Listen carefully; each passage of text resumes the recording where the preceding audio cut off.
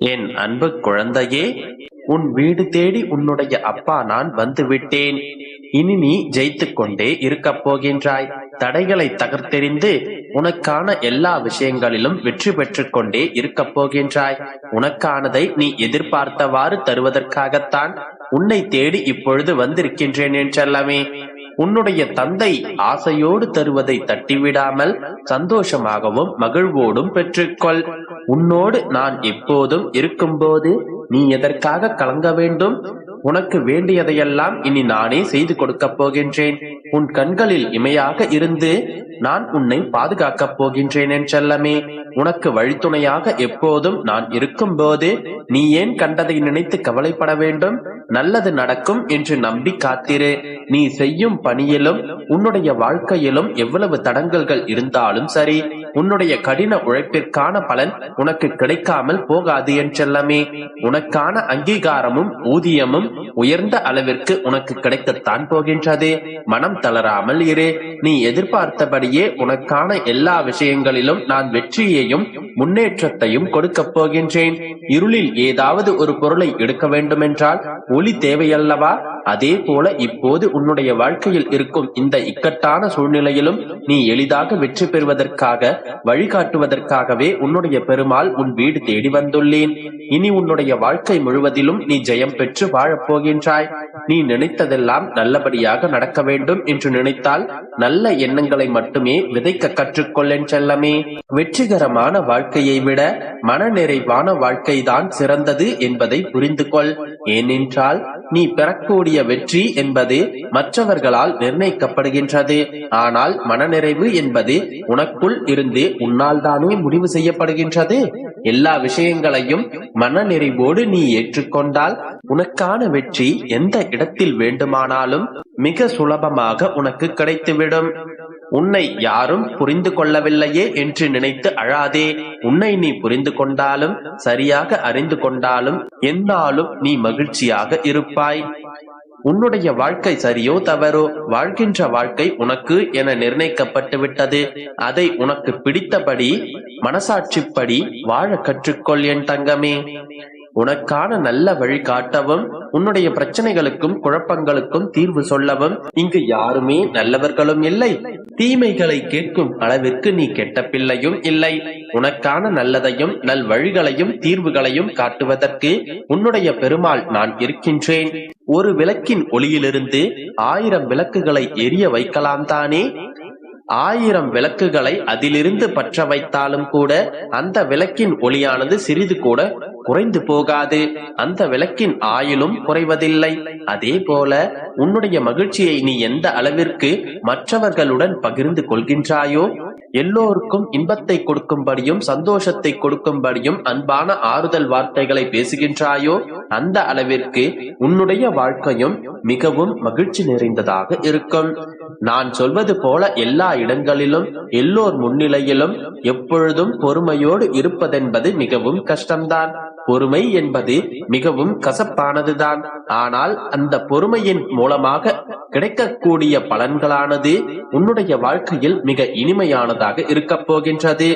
உன்னுடைய வாழ்க்கையில் எதுவுமே நிலையானது இல்லை என்ற உண்மையை நீ உணர ஆரம்பித்து விட்டாலே எந்த கஷ்டத்தை நினைத்தும் நீ கவலைப்பட மாட்டாய்தானே? ஏனென்றால் இந்த கஷ்டமும் துன்பமும் வருத்தமும் நிலையாய் உன்னுடனே இருக்கப் போவதில்லை. ஒரு நாள் அது உன்னை விட்டு விலகி போய் உனக்கான சந்தோஷத்தையும் நிம்மதியையும் நீ மிகப்பெரிய அளவில் பெறத்தான் போகின்றாய் என் செல்லமே. அதையெல்லாம் உன்னுடைய வாழ்க்கையில் உண்டாக்கி கொடுப்பதற்காகத்தானே நான் இன்று உன்னை தேடி வந்துள்ளேன். உன்னை தவிர இந்த உலகத்தில் வேறு எவராலும் உன்னை அளவுக்கு அதிகமாக நேசிக்கவும் சரியாக உன்னை புரிந்து கொள்ளவும் முடியாது. நீதானே உன்னுடைய மனசாட்சியாகவும் ஆத்மாவாகவும் இருக்கின்றாய். மற்றவர்களின் முகத்தை பார்த்து நீ அன்பு காட்ட வேண்டாம். யார் அன்பான மனதோடு இரக்க குணத்தோடு இருக்கிறார்களோ அவர்களுக்கு உன்னுடைய அன்பை கொடு. ஏனென்றால் முகத்தின் அழகு மாறக்கூடியது, ஆனால் மனதின் அழகிற்கு முதுமையே கிடையாது என் செல்லமே. நல்ல குணம் கொண்டவர்களிடம் நீ அவர்களுடன் பழகி அவர்களிடம் உன்னுடைய அன்பை கொடுத்தால் அந்த அன்பு பல மடங்காக உனக்கு திரும்ப கிடைக்கும். என் அன்பு குழந்தையே, இதை நீ கேட்டு முடித்து சரியாக 7வது நாளில் ஒரு நல்ல செய்தி உன்னை தேடி வரும். நீ எதிர்பார்த்த ஒரு நல்ல தகவல் உன்னுடைய இல்லம் தேடியே வரும்.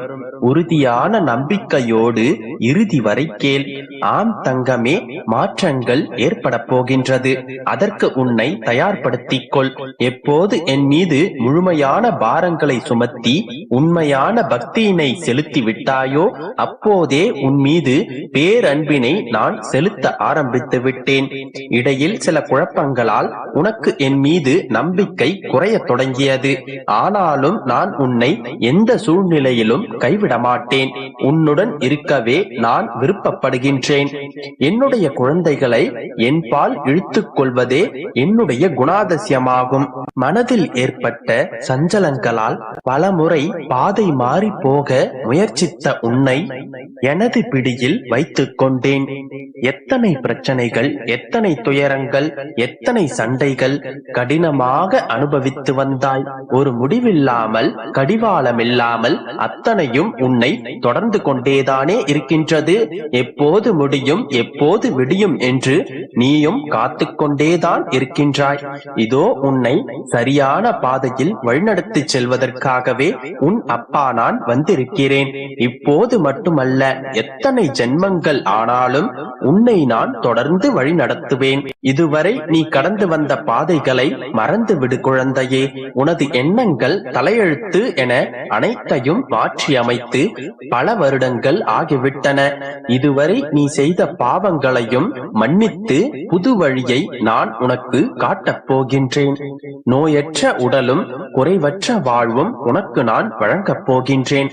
இதுவரை நடந்த எதற்கும் நீ பொறுப்பேற்க வேண்டிய அவசியமில்லை. உன்னுடைய ஒவ்வொரு நிமிடத்தையும் நானே செதுக்குகின்றேன். நீ எதற்கும் பொறுப்பல்ல. நீ சிரித்தால் அது நானே, நீ அழுதால் அதுவும் நானே. உன் வினையின் படிதான் நீ அனுபவித்துக் கொண்டிருக்கின்றாய். உன்னுடைய துக்க நாட்கள் முடியும் தருணம் இது. உன்னுடைய காலங்கள் வசந்தம் நிறைந்த பொற்காலமாக மாறும் நேரம் இது. இன்னும் 7 நாட்களில் உனக்கான நல்ல நேரம் தொடங்கப் போகின்றது. எனதிந்த வார்த்தைகளை நம்பு. உன்னுடைய வாழ்க்கையில் பல நல்ல விஷயங்கள் நிகழும். என்னை நம்பு, நல்லதே நடக்கும். என் குழந்தையே, நீயாக என்னை தேடி வந்து நீயாக உன்னுடைய மனக்குமுறல்களை என்னிடம் கொட்டிவிட்டு நீயாகவே என்னுடைய பாதங்களை சரணடைந்ததாக நினைத்துக் கொண்டிருக்கிறாய். என் கண்மணியே, உன்னை என்னுடைய பாதையில் இழுத்தது நானே. யாரிடம் சொல்லி அழுவது, யார் மூலம் இதற்கெல்லாம் வழி பிறக்கும் என்று திக்கு தெரியாமல் கலங்கிக் கொண்டிருந்த போது உன்னை என் பாதையில் கட்டி இழுத்தேன். உன்னை தேடி நான் வந்து என்னுடைய கைகளில் உன்னை அடைக்கலமாக வைத்துக் கொண்டேன். இத்தனையும் தெரிந்த பிறகும் ஏன் இந்த அழுகையும் கலக்கமும்? என் பாதையில் நீ பயணிக்க வேண்டும் என்ற தருவாயிலேயே உனக்கான சோதனை காலம் ஆரம்பித்து விட்டது என்பது உண்மைதான். அதில் ஒவ்வொரு கணமும் உன்னுடைய நம்பிக்கை, பொறுமை, நிதானம், அன்பு, பக்தி என இவை அனைத்தையும் நான் சோதிப்பேன்.